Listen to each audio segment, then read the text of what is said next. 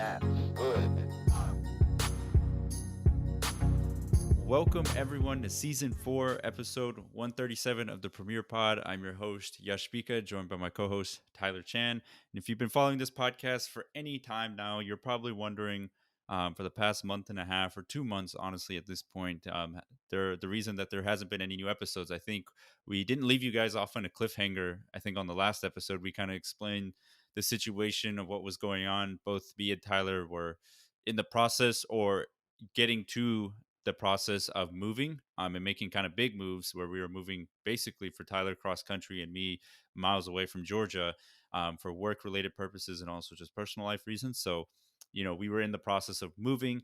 And because of that, everything was just kind of hectic with the situations and also the setups we were in. It was all kind of getting like disassembled and all on the move. And we personally felt like it just wasn't conducive to making a good podcast when you have the setup just kind of all over the place, mic's not hooked up, just kind of running off random fuel. And we're like, when anyone that has moved before, the amount of energy it goes to just packing, getting everything set up, getting everything in the truck, on the plane to move out. And then once you finally get over to the new place, you got to unpack, got to get settled, and then also you have to get fully settled in before you feel comfortable. And we just felt like we wanted to come back, and when we do come back, we wanted to make sure we're both kind of at least semi settled in, or at least 75% settled in before kind of jumping in and making like a long term commitment to weekly episodes, just because we know how much time it takes to do everything. But as of right now, it looks like we're kind of slowly getting back to it. It's taken a bit of time, but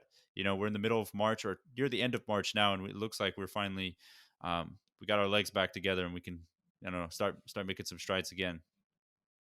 We're back. We're definitely back right now. It's good.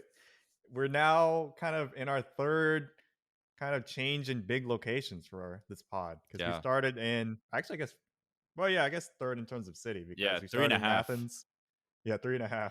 We went from the dorms in Athens to the actual studio in our student center to our hometowns, just doing remotely in the suburbs of Atlanta. And now Yash is in New York and I'm in Oregon. So it's a big change once again, but we're bringing the whole setup. We're back.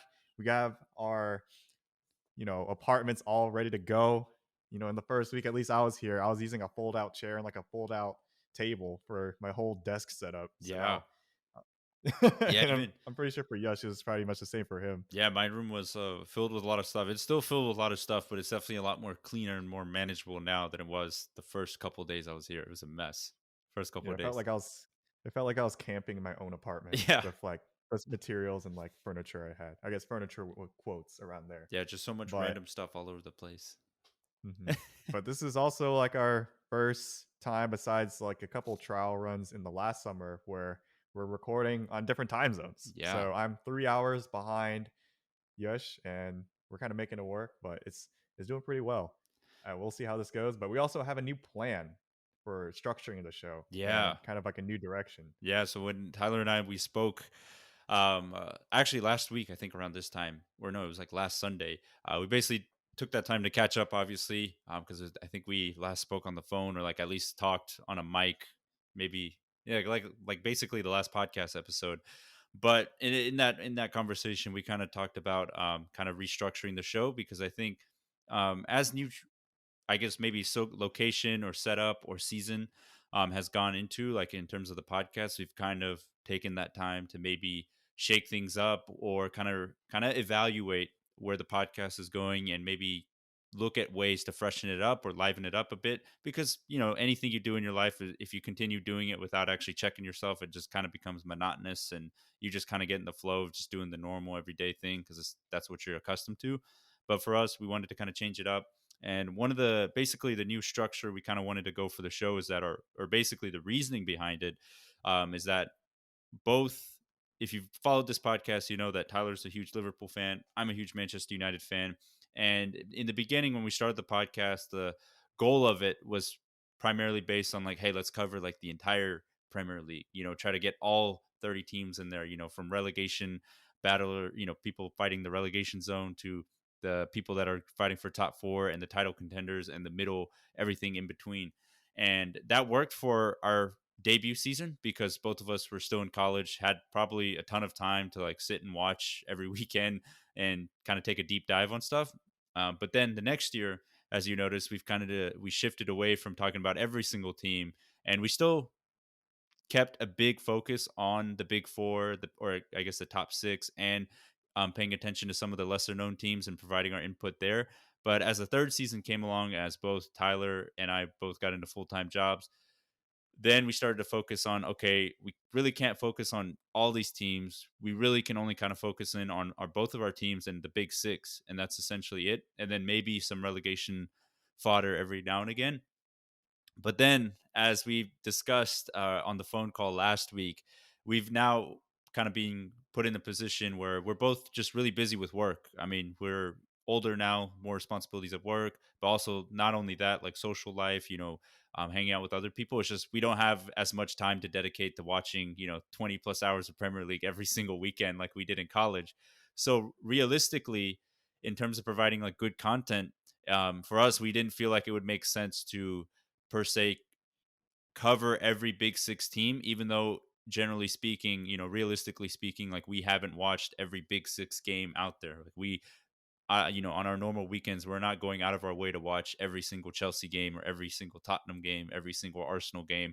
But we will go out of our way to watch every single Liverpool game for Tyler and every single Manchester United game for me because we are fans of those teams and we're really well connected on what's going on with those clubs. So we felt like in terms of bringing a good content for you guys, we decided to kind of shift our focus into, hey, let's cover our two teams as best as we can. And then also not neglecting all the other coverage. And by not neglecting it, we basically decided, okay, we're going to have a topic 3, which is essentially like kind of a wild card of each episode where we can kind of go in and talk about something that is going on in the Premier League, or maybe something that's going on in Europe or FIFA or UEFA, or something just a bit wild that's going on in our personal lives that can kind of help tie into what's been going on in the soccer world.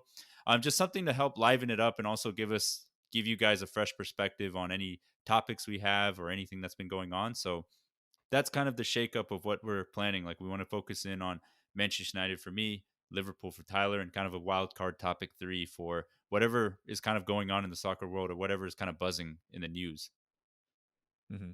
And basically, Yoshi and I kind of decided it also helped kind of shorten the overall podcast because sometimes we just go for like an Yeah. hour and a half and we're planning on like Yeah, I mean, like a few bullet points, like honestly, like only like what 45 ends up minutes. happening is like United or Liverpool are like the top 2 bullets, and then we'll take like 45 minutes talking about those two teams, and then we're like, oh crap, we still have 75% of the like the outline to go. It's like, what do we do now? Mm-hmm. So we're making it a little bit more concise to make it a little bit more organized for everyone too, and also just to keep it fresh for what at least we know, because basically, as just mentioned too, it's like we can't see all the games these days. Yeah. So at least I know the Liverpool stuff. Yash knows the Man U stuff, and then there's always going to be at least one big topic every week that is just in the news, just in the know, that we both just naturally would talk about anyway, and that could be our third topic of the week. Mm-hmm. So, and that third topic also could be something that maybe any of the listeners want us to talk about. Like you can just submit it to us through our DMs on Twitter or Instagram, anything like that. Or if you just know us personally, just like text us.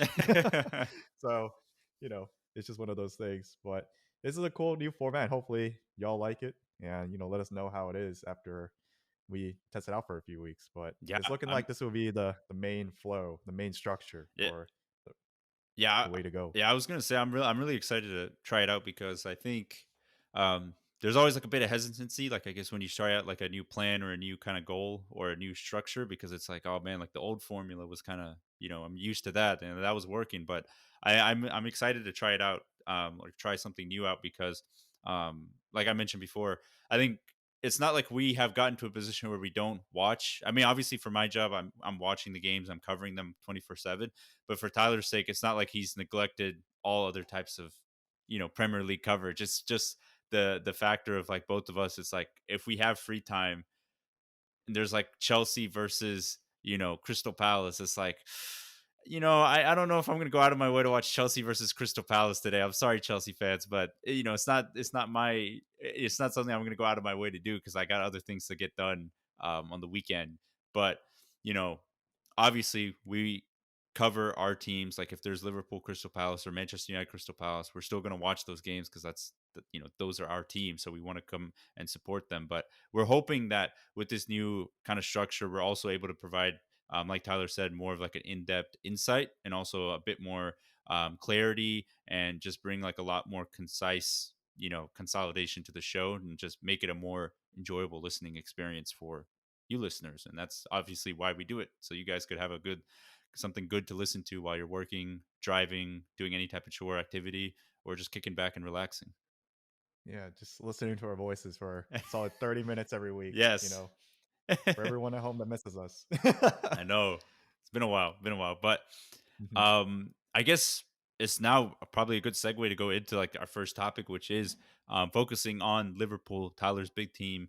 Obviously, since we've been gone, so much stuff has happened. I don't think you guys really need a recap, because I'm sure you guys know a general gist of what's going on. But Liverpool won the Carabao Cup, 1 point behind leaders Manchester City. So they're kind of setting themselves up for that quadruple, that famous quadruple that we always coin Manchester City, or everyone tries to get Manchester City to win, and they always end up choking it in some sort of fashion.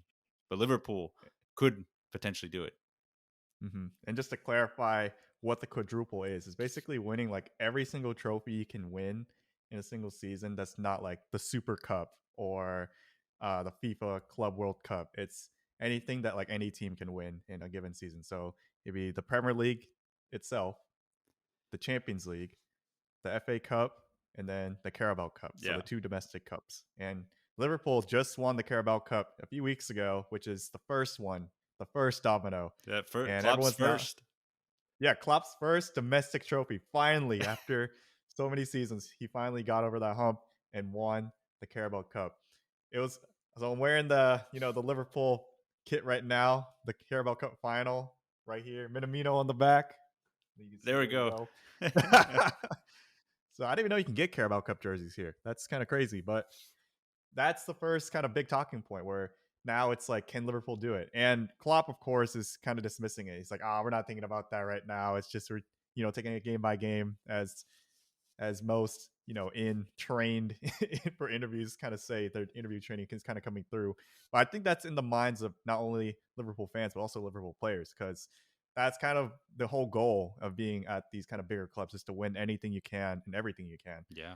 And right now they're in the hot seat and right in the driving seat for all these competitions. Liverpool still in the FA Cup. They're about to face Manchester City in the next round.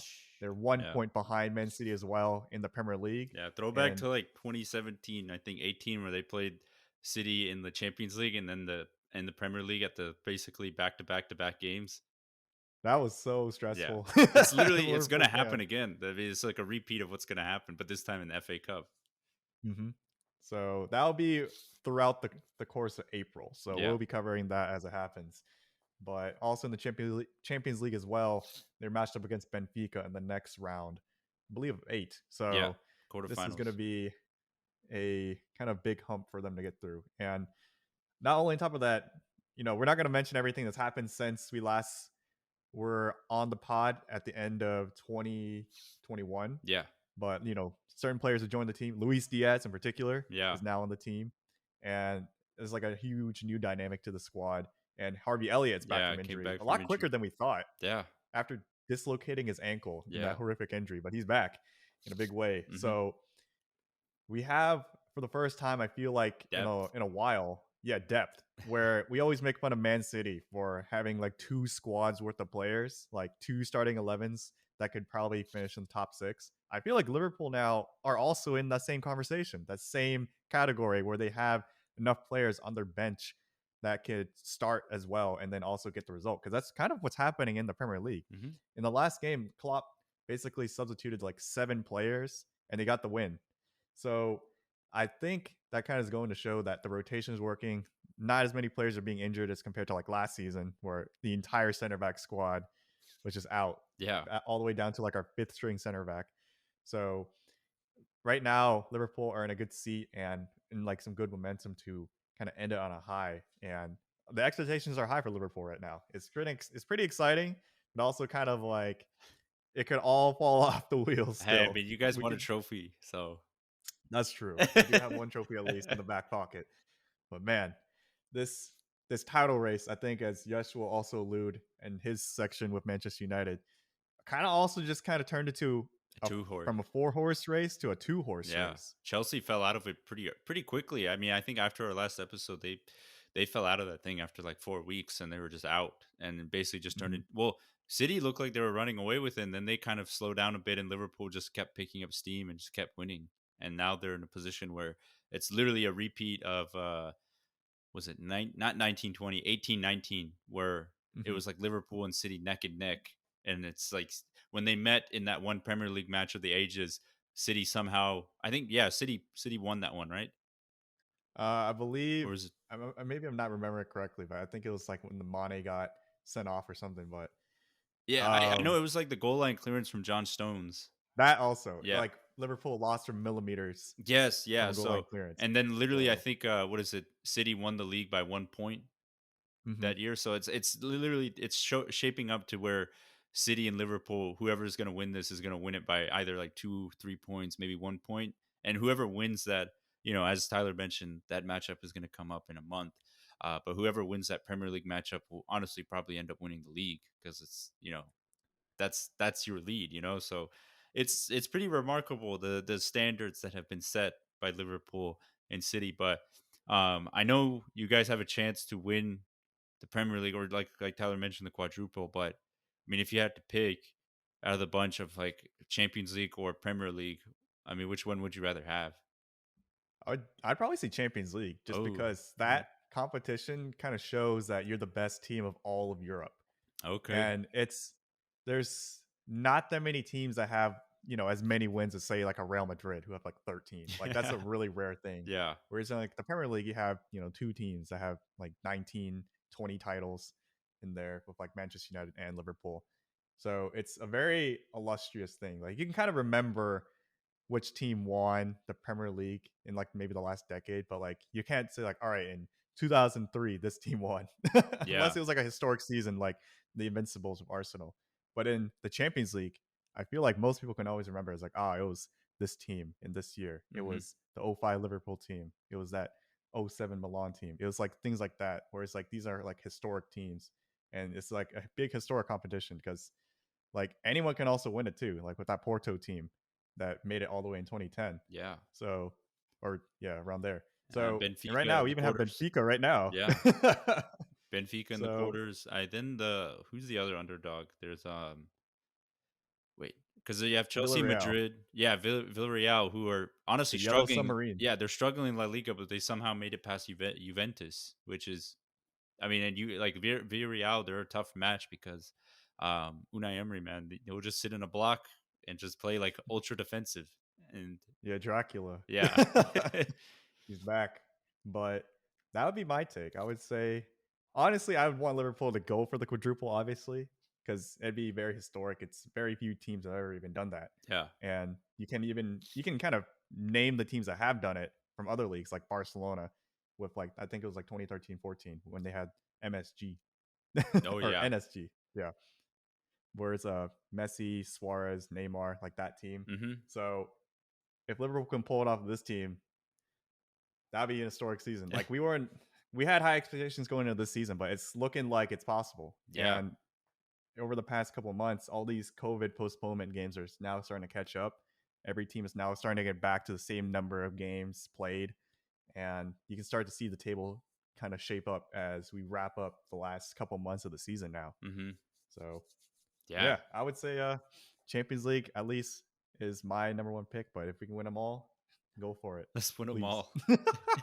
Just win them all. I mean, that's a good problem. I mean, that's honestly a good problem to have. I mean, I would wish a lot of teams would wish they would have that problem. Go for them all. It's a good problem to have. I mean, if you told me Liverpool in this situation 5 years ago, I probably wouldn't have believed you. So it's been pretty quick. I mean, 5 years ago, like that was the last time United won a trophy. Like that was literally 5 years ago. That's just crazy. When you sent me that text with that stat, I was blown away. 5 years? Yeah. Jeez. Been in the gutters, man. We're still in college then. I was a sophomore. Or no, I was a freshman. Exactly.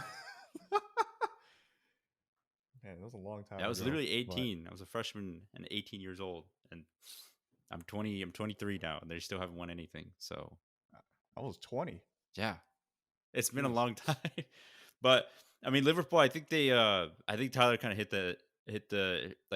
all the points there. It's just that they've had a remarkable season up to now, big expectations, and it seems like everyone in that squad is kind of living up to that pressure of kind of delivering. Like Mane scoring goals again. Firmino, I think, has pitched in a bit. Salah obviously has kind of been on another planet. Jota's been pitching in a lot of goals. Minamino, when called upon, scores some. Luis Diaz has kind of come in and provided some spark. I mean, the midfielders all working together in tandem. It just seems like everything is kind of clicking. Like Konate coming in when he needs to, Matip and Van Dijk building a solid partnership. Trent delivering, Trent and Robertson on the wings, on the fullback, just doing it, and then Alisson kind of being a rock there. So it just seems like Hmm. everyone's just being steady. Like no one's being so erratic, like it was Yeah. last season. The one thing I will mention is that although Liverpool do have some momentum right now, it's actually not from, I would say, a goal scoring perspective. It's more a defensive side because Liverpool, in like at least their last 12 games in all competitions, they got 8 clean sheets. That's And good. also, Ali Sun is tied with Ederson in the Premier League for most clean sheets at 16 right now. Wow. So Liverpool in the past few games, they haven't really scored more than 1 or 2 goals in maybe like the past 8 games, besides like the Leeds domination game Yeah. during Bielsa's kind of last games at Leeds, when their team was just letting in any goals. But in the past, Well, like maybe yeah, 10 games, Liverpool haven't really scored more than two goals per game. yeah. It's But great. they've been keeping the clean sheets. Yeah, it's crazy. Like in the Premier League, the leading scorers in the Premier League are literally it's Salah. I think it goes Salah, Ronaldo, or I think it goes Salah, Jota, or Mane, and then Ronaldo, and then like either Jota or Mane. So it's literally like the top four out of the three is literally Liverpool players, Liverpool I didn't forwards. even know about that. Yeah, like they're leading the Premier League. I just knew about the assists though. Trent and Robertson Yeah, up there. Trent with leading the way with 11, yeah. Robertson with 10. I think Trent So I has knew about that. 17 across all competitions, which is just Yeah, crazy. he already beat his record for last season, Yeah, and there's still a and few. last season was Unfortunately, a he did. down year It was a down year. for Liverpool. So Hmm. yeah, Unfortunately, he is injured for a few weeks with a hamstring injury, but hmm hopefully he'll be back in a few weeks and in time for the big games. But we'll see from there. Right now, it's an international break for all clubs in Europe, yeah, or I guess all clubs in the world. yeah, But you know, hmm that's kind of like a quick update for Liverpool. yeah, But we'll go for Man U because a lot's also happened for your team, Yash, yeah. A lot of since bad. we last spoke about them. Not in a good way, I would say. Yeah, I think I think like the last time we recorded, Solskjaer was probably still the manager. Oddly enough, because I think that was before the Watford game before he got sacked, or I think it may have been Carrick was still the caretaker, and we still trying to figure out who would be interim, the interim manager. Or oddly enough, regardless, I think everyone knows Ralph Rangnick. He's the guy under the helm right now. Brought in to be kind of an interim manager and be a consultancy role after. But the bigger news outside of that is obviously, as Tyler mentioned, I've mentioned, is that they will be trophyless for 5 seasons now, which is very sad, very heartbreaking. It was very heartbreaking this season because it definitely felt like um, they were building a lot of momentum from last season, at least with Solskjaer. But it honestly it feels like a even worse or pretty much on par with the Mourinho third season we had. Maybe a couple years back, where under Mourinho in his second season, we built up some decent momentum. Second Premier League finish, defeated in the final in the FA Cup. Made some signings. We thought we were going to take the next step that year after, but we just kind of collapsed. And this season has kind of been the same way, where we signed some big players. We thought we were taking like the next step in terms of kind of solidifying ourselves as being normal. And it just kind of collapsed, and everything collapsed. And it's just been kind of a disaster season. Players have just been out of form. A lot of players that we thought were going to be consistent have kind of fell back into like their old former selves. But I will say it hasn't been all doom and gloom. I think one thing I did like about Raniak since he's been in is that you can kind of see a little bit of a glimpse of the kind of philosophy and kind of style of play that he's trying to implement. And I think obviously the managers that they're looking at are similar to the philosophy and mindset that they're trying to instill. So there has been like positive signs. It's not all entirely doom and gloom, but definitely for sure when you compare him to the likes of Chelsea or Liverpool or City. Like Manchester United this season have been definitely off the par, and like just been completely, um, caught in two different. How would you even describe it? Caught in two different lanes, just not even on the same universe of those three teams at least. So it's just been a disaster in that sense, but they are looking for a new manager. They have been a lot of rumors have been heating up about Erik Ten Hag, the Ajax manager. He's basically been linked to the job ever since like September, when Solskjaer started to feel like the hot seat coming, kind of creeping in, and it seems like it's really intensifying now. There were reports that this past Monday, Ten Hag, he interviewed for the job, or United interviewed him. They also have a short list of like Pochettino, because it seems like the Pochettino PSG experiment really is not going to go that well.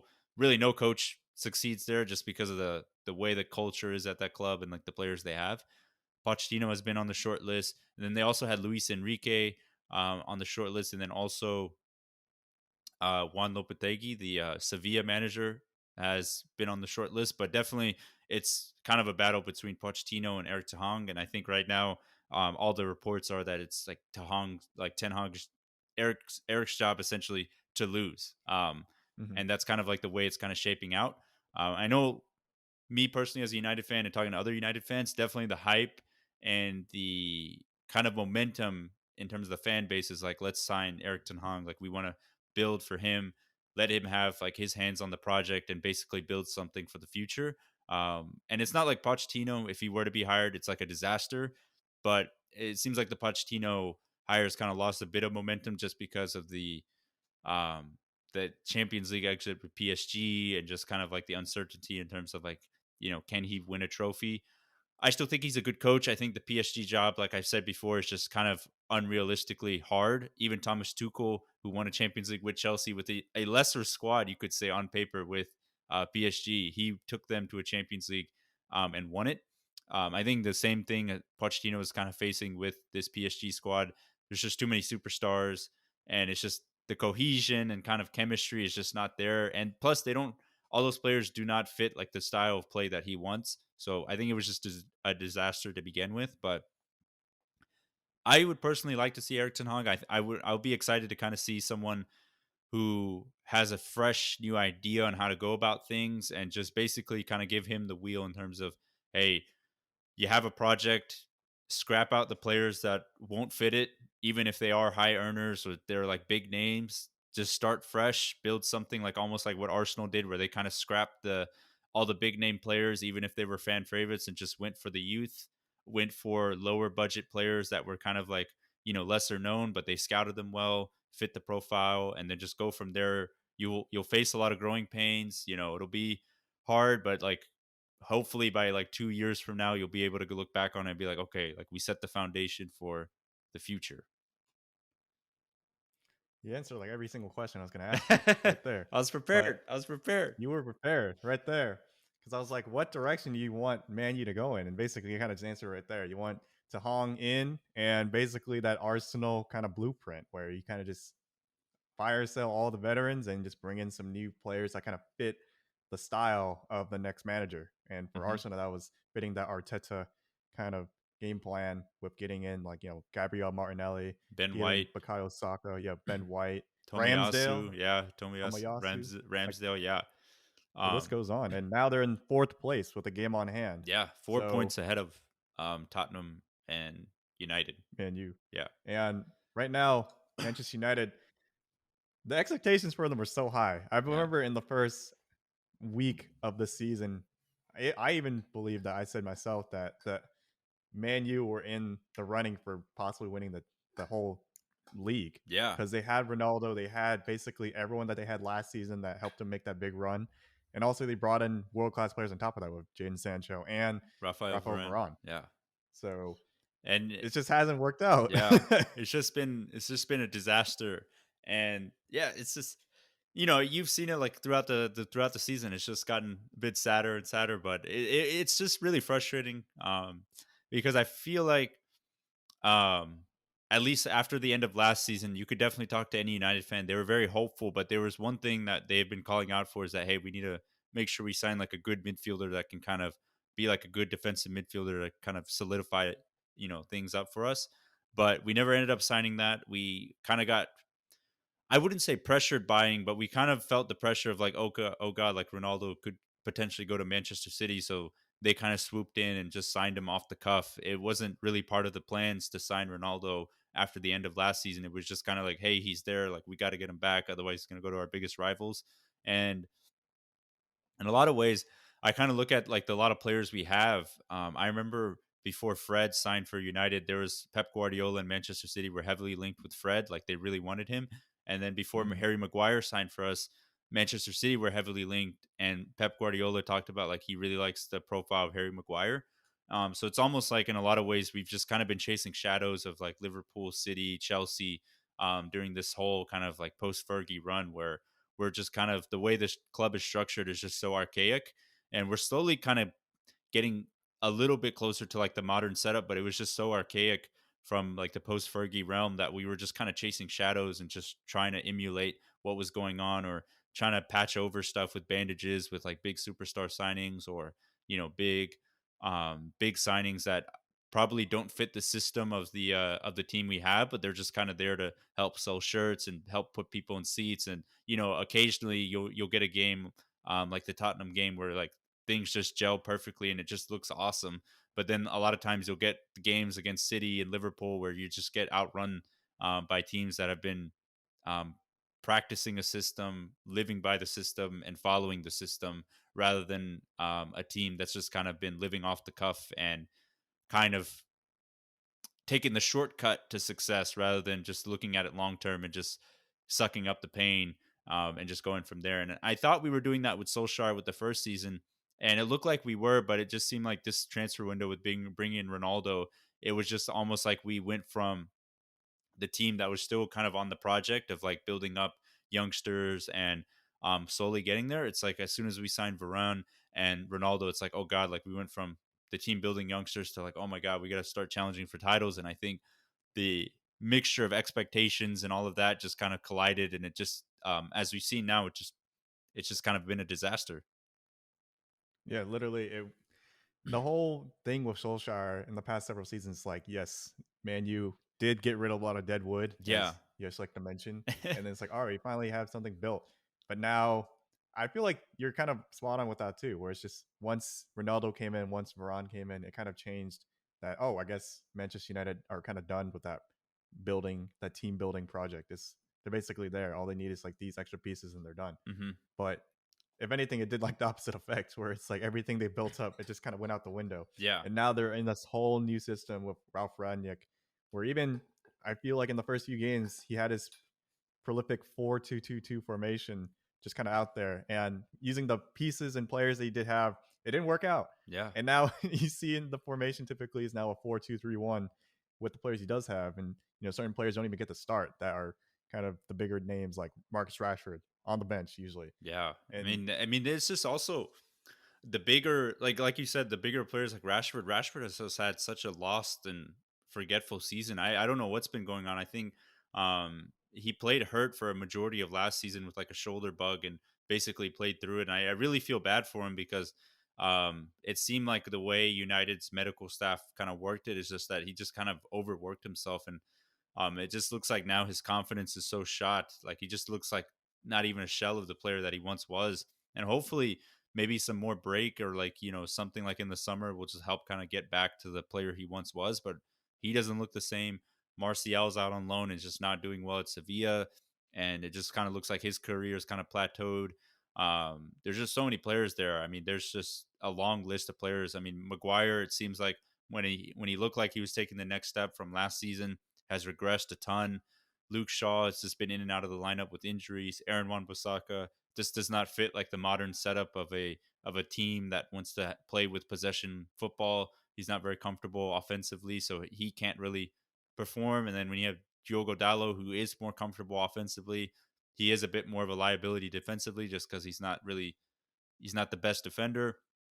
So it's like a lot of the players we thought were taking the next step, they just kind of regressed, or they've been hurt or injured, and it's just kind of left to like a lot of mismaps. I know Jaden Sancho finally is kind of coming into form, but it took him basically all up until I would say honestly January before he actually started looking like the player he once was at Dortmund.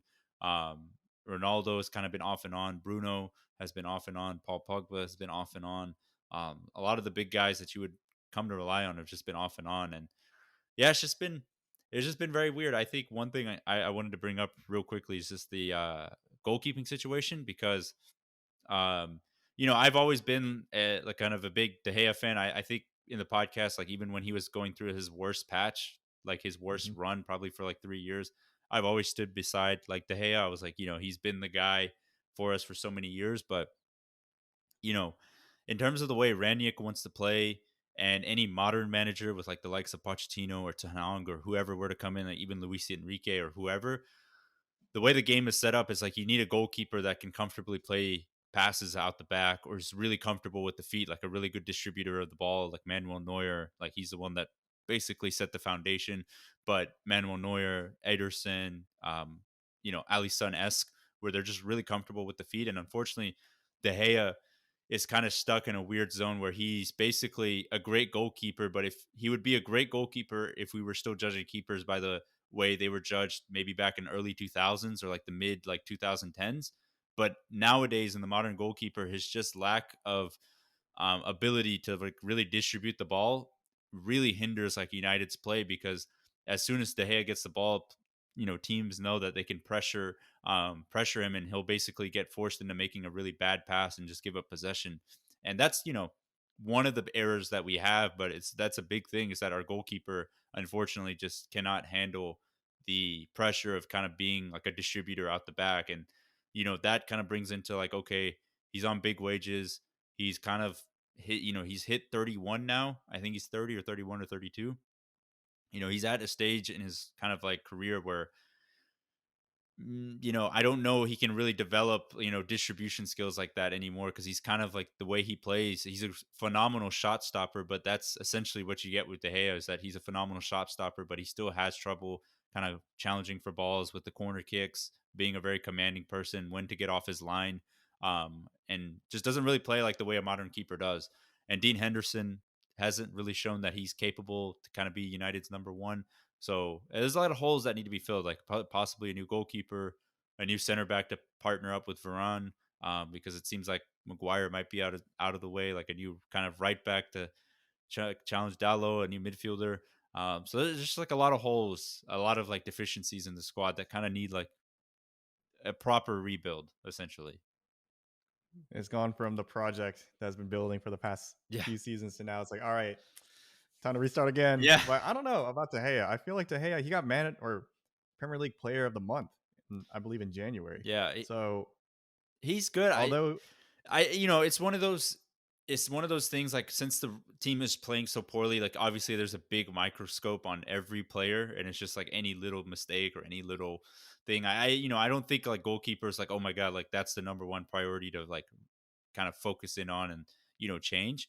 I think that's probably like a little bit down the order, but it's definitely up there in terms of like when you look at a City, Liverpool, a Chelsea with Edouard Mendy, any modern great team out there right now. They have a goalkeeper that can play it out the back and is just comfortable distributing balls. I mean, that's the whole reason Arsenal went away from Bernd Leno and got Aaron Ramsdale, is that Aaron Ramsdale is really good at distributing the ball with his feet. mhm, that is true. It's kind of atoning to the new modern system, but also I guess it will depend which manager comes in next in terms of whether or not, because I don't know at Ajax if Onana is the best on the with ball at his feet either. But and then of course at PSG, you had Donnarumma and Keylor Navas. So I don't know, but for me, I feel like a good goalkeeper is just so hard to get at the same time too. It's Yeah. like I don't know if I would just get rid of De Gea if I were Manchester United, just because I don't know who else you can replace him with. Yeah, I It's mean just that is very true that there's not a very high quality goalkeepers. Like Chelsea got lucky that Edouard Mendy was just there and turned into like a mhm, world class keeper, but that doesn't happen a lot. yeah. And I even had my doubts on Ramsdale at the Yeah, beginning of I the mean season. we Like all did, everyone did. He's like, what the heck? and he He's ended gonna up get turning out relegated pretty twice. decent. Yeah, he ended up Mhm. turning out pretty good keeper. So keepers are a hard bunch to find. So although man, you have all these issues, I don't think goalkeeper should be the first thing on the list. It should be like everything else. that I would say Harry Maguire, the guy in front of him, is probably the number one. Yeah, poor But Maguire, man.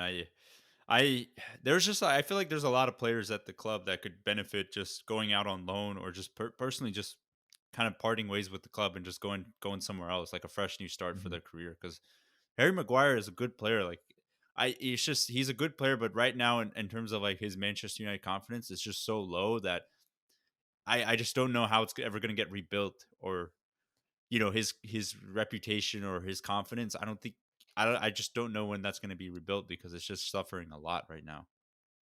yeah, and he's also captain. He happens the captain's armband, and Yeah, it's. Hmm, I feel like it's what comes with the gig being at yeah. Manchester United, and all the criticism and all the expectations that come with it, and he's not really living up to it. But I would say the biggest question I actually had for you, Yash, for this squad itself is, there's a lot of players that probably should get the boot and probably should kind of switch and transfer out based on whoever the next manager is. But do you keep Ronaldo? Yeah, that's a good question. If you're going full total rebuild, I would say no. Um, yeah, I don't think it's worth keeping because it's like a messy situation where look at Barcelona without Messi. Yeah, it was very difficult and was very painful to like let him go or like the fact that he left. But I mean, the way Barcelona are playing, like the Xavi ball, as they say, if you throw Messi there, he's a great player and I'm sure he'll do fine. But he'll kind of throw a fork in the road where maybe the likes of Pedri, Gavi, those youngsters for Barca like Ferran Torres, all those youngsters that are kind of like making their name out there and developing well. Messi's there all of a sudden, like, oh God, like they got to feed the ball to Messi. Like it's all about Messi, even though Messi doesn't come off like persona wise like that. It's just how can you not feed him the ball? That'd be like ridiculous not to. So I Mhm. feel like the way with Ronaldo is that if he's not scoring goals, unfortunately, it's just kind of a detriment to the team to have him in there because he is not going to press all the time. He compared to Messi, I would say like his distribution in terms of long passing and short passing, obviously it's not the same because him and Messi are a bit of a different player. Where Ronaldo's definitely much more of like just wants to be a poacher and just get his like be in front of the 6 yard box. But yeah, if you're going a full total rebuild, I don't think it's worth keeping Ronaldo. I know there's reports that he wants to see out his contract, but it would be hard to sell him because he's on such huge wages. But yeah, if you had an option to sell him and move him on to another club, I would move him on because unfortunately, it's great for nostalgia that he came back and everything. It was cool, but if you're going full rebuild, you need to basically rip off all the bandages, and just kind of go new, go fresh. Man, he scored a hat trick against Tottenham, Yosh. Yeah, he scored, but like it's just one of those things. Like you gotta go fresh, and like there's youngsters at United that can really pave the way and do some good things. Um, but yeah, it's a tough call. But yeah, if you're going full rebuild, I think it's just one of those that it might be beneficial long term for the club. That hey, they just go younger early. Mhm. But yeah, I definitely hear what you're saying though, because I feel like also ever since Ronaldo kind of joined, we haven't really talked about Bruno Fernandez, and also just on top of that, Marcus Rashford and the rise of Alanga as well. Hmm. Like maybe those are hindered a little bit because it's Ronaldo. You kind of have to let him take his shots at random Yeah, when he wants, and also just kind of force feed it to him too. So it's a big one. I don't know if how would I answer it myself. I think depending on who the next manager is, if they actually are just going to go for a full rebuild, then it makes no sense to have him. You yeah, should definitely just chuck him to some other team that's trying to win now. But I think if man, you do want to go the Arsenal route and want to go full rebuild, then I feel like everyone over this certain age, it's like over maybe 33, something like that, they should be probably moved off. Maybe even like Cavani as well, maybe. But yeah, it's gonna hit. But I mean, even if you look at the table right now, Manchester United, it's not looking like they even make Champions League. yeah. So it's like It's a these run. even I keeping mean, all they're these they're players. gonna they're gonna have to hope that Arsenal slip up, and then it's one of those things where they're just gonna have to continue winning. So yeah, like you said, top four seems like a bit of a stretch. So realistically, the new manager that comes in is either going to be in Europa League or Europa Conference League, or either no European football. You guys are Manchester United, man. Yeah, You got to be in I know Champions League you at gotta be least. in the Champions League, but that's just not how the table started for us. We're just We're just in the gutter right now. In the gutter. I mean, it's just Well, like a. I mean, I always bring it up, but I mean, I'm sure like for Liverpool fans, this is how it felt like for a decent period, I guess, during like from like 2011 to like 15, right? Where it's mhm. just like oh, like we're so far away from the top. It's like a roller coaster. You get second place with SAS with Sturridge and Suarez one season. You get second place, and the next season you sell Suarez, and then you drop back down, and then you just have literally Barini, Ricky Lambert, and Balotelli. And it's like, what the heck happened to the team? So I Oh, definitely feel like Manchester United are just in that kind of roller coaster right now. Where it's just they don't. They're now starting to get an identity with Ralph Rangnick, but I guess once a new manager comes in, once again, it'll be a whole other kind of rebuild. It'll be like, all right, time to go under Eric De Hong kind of style or Pochettino's kind of style. It's like, all right, time to just restart.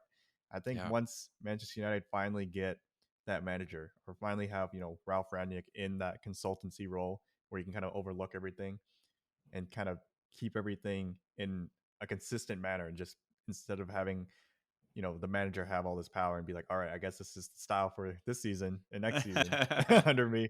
Yeah. Having in one consistent kind of roadmap for them, I think that'll be the key. Because once Klopp came in, it was a little rough at the beginning of the seasons too. Like the first couple seasons, it was a slow build from getting into Europa League finally, and then into Champions League finally, and then ultimately finally winning the Yeah. Champions League and then the Premier League. But there's a lot of tantalizing finals within that too. A lot of lost finals, like against Sevilla in the Europa League Yeah. or against Real Madrid in the Champions League, getting second place in the Premier League to Man City by 1 point. Like it's a slow build, but I think Man U, it's just been too volatile. Yeah. It's like they get so close, and then it's like, all right, what's that extra piece we need just to get over that little hump? Ronaldo, Varane, and then it just it does the opposite effect. So Hmm. I think it just depends on who comes in next and if this whole plan works out. Because right now, I just feel like they're getting so close with their plans, and once at the very end, when it's at 99% loading and done, that last percent it just corrupts and fails. Yeah. It just So gets it's just like a hard drive failure, like just complete, data loss right there.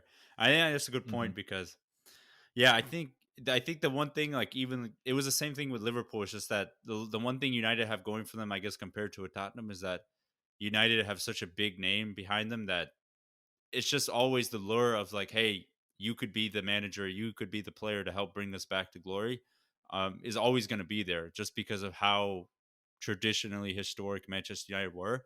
So I think the thing is that lure will always be there, and I think that's what's always going to attract players and managers and coaches and teams to always come. So I think it's sort of like a kind of like a historic franchise where it's like the Lakers, where they have such a big brand name, and even though like they may consistently are kind of struggling for a while, they have such a big brand name that they're always still going to attract stars and get people's eyeballs and attention. So it's just one of those like United finally have to kind of realize like, okay, we have this big brand power. Now we got to actually do the right stuff to like make sure we consistently keep up with our brand, you know? mhm. Even just kind of around that too is just hard to rebuild because once you get so close, it's like, oh, we can just sneak in Ronaldo. We can Yeah. just sneak in Jadon Sancho. It's like, nah, I don't know if it fits the mold, but it's Yeah. I mean, I hard would to have say been, no to it them. would have been interesting to see what the season would have looked like with if they never went out inside Ronaldo. I think Hmm. it would have been very interesting to see what would happen because at that point it would basically be the same makeup of last year where mainly Bruno being the main playmaker added in like a world class center back and a really top rising talent and Jaded Sancho. So it'd been very interesting to see what would have happened with this squad had Ronaldo not come in because I think it's just like when you threw in Ronaldo, it's like okay, all the game plan that you have set up goes out the window because it's like okay, everything has to go through Ronaldo, kind of the game plan of pressing, how to play goes out the window because it's like, okay, what can we do to feed Ronaldo the most goals? So it just throws a fork in the road, you know? So it's Yeah. always, yeah. So maybe that's where it is right there. You got Just, to get rid of Ronaldo. yeah. I mean, You I'm figured it out, boys. not blaming everything on him. It's just been a tough season. So it'll be interesting to see what would happen without him. But, it is what it is type thing with Ronaldo. But yeah, not to think of like all the time, but that was essentially, like I think like it ends up happening where United end up being the dumpster fire. So like they always have to. There's always a lot of craft that needs to be like talked about. It's always, I don't know. I feel like that's always something I kind of think about too. It's a lot easier to talk about things going wrong than kind of Yeah, because like when you're like review and running well, revel it's on just things like going right. yeah, it's like when you're running well, it's like okay, like there might be a little slip and hiccup there, but it's like a well run, like oiled machine will basically have backups in place to like, hide the deficiency, like hide the weak It's link like, if there is one. hmm But it's like it's okay, like if kind like of how it is. yeah, Yeah, for Liverpool right now, it's like, yeah, things are going well. We're not really scoring, but at we least we're have a getting good the wins. defense, yeah. We have a good defense. But like I said, United, like if we're not scoring, we're leaking like 5 goals a game, so it's like oh god, like. So it's like if one band-aid comes off, it's like all the other ones come off. So it's the same. It's just like if you're a good team, good teams find ways to win, and also good teams don't have a ton of problems going off the field and on the field. They just figure out ways to win and hide each other's deficiencies. But if you're a bad team, it's like you're just bad, and like a bunch of bad stuff always comes out. And they're just kind of brought into a bigger spotlight. And it's like, here's for the world to see and for us to talk about on the pod. Yeah. So it's just it's awful. It's awful. That's all I could say about it. But yeah, that was essentially what we had. I think we had a topic three, like we mentioned in the beginning of the show, like our topic three, but we kind of felt like the topic three was the kind of the beginning of the show where we were just kind of giving an explainer of like what's been going on with us, where we've been and everything. But yeah, it was like first episode of like the new format. How'd you feel about it? I like it. Yeah. It's something where we can kind of go more in depth just because this is what we know Yeah. what we know most about. That The makes tongue sense. twister. The tongue twister, unintentionally. But you know, everyone listening, let us know what you guys think because Yeah. it's probably what we're going to stick with for the time being, if not the rest of until we restructure again, and who knows how long. But um, I would say it kind of works out for us because now we always get to talk about something that we like, which is our own teams, and then whatever is the hot topic of the week. So Yeah. there we go. Yeah. I get to see Yash go through his progressions of seeing Man U go up and down this roller coaster I mean, ride ever that since we're we always. started the podcast, it's been up and down for me, week in and week out. hmm uh, So yeah, I feel like Tyler's definitely had like the more steady Eddie of like the two. luckily, yeah, Last season was a bit of a roller coaster, but like even then, it's like you guys somehow still made the top four, and, it like was rickety, but at least it was still steadied the ship. steady compared to Man U. It's like what's that ride at Disney World where it's like the hotel where just it's like a drop. Oh my god! Like it was like the arachnophobia or something, like Six Flags, that type of thing. Something like that, where it's just like the whole ride is just you going up like an elevator and then just drops you like 20 stories. Oh my god! Yeah, It's it's a like roller that's coaster. that ride. Oh man, that's a good sum up of like what United are at.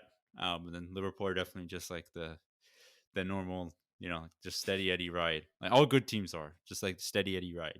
Little blips, That's but like they handle it. But yeah, like Tyler mentioned, this was like our first episode of like the new format. I liked it, and Tyler mentioned like he liked it as well. So we're definitely looking forward to like experimenting more with the new format and just seeing how it goes and seeing where the topics kind of land. But I guess with that kind of wraps up season 4 episode 137 for us. As we always say, you can subscribe to our YouTube channel where you can catch video versions of the podcast. You can also leave us a rating on Apple Podcasts if you listen to us on there. And if you don't want to leave us a rating, you can definitely just reach out to a friend, or if you know anyone that is interested in Premier League soccer or anything of the sorts, be sure to recommend it to us, and we'll definitely appreciate the support or any way we get it. And you can also follow us at the Premier Pod on Instagram and Twitter. Send us any DMs or any requests that you have through there. And yeah, that essentially wraps up season 4, episode 137 for us. Thanks again. Thank you guys so much for watching. And yeah, that kind of does it for us. Peace.